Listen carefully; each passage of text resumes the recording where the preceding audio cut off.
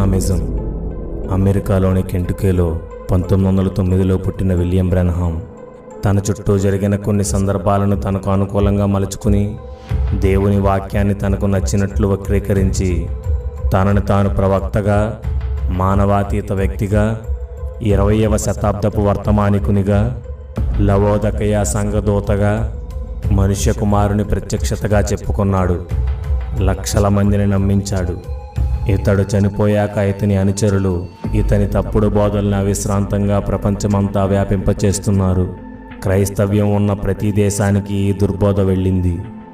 తమ దుర్బోధలతో క్రైస్తవుల్ని మోసగించి, తమ ఆవేశంతో క్రైస్తవుల్ని ఉద్రేకపరిచి 6 కోట్ల మంది క్రైస్తవులను దారి తప్పించి బ్రెన్హామ్ మీద ఆధారపడేవారిగా, బ్రెన్హామ్ను ప్రకటించేవారిగా, బ్రెన్హామ్ని ఆరాధించేవారిగా మార్చేశారు.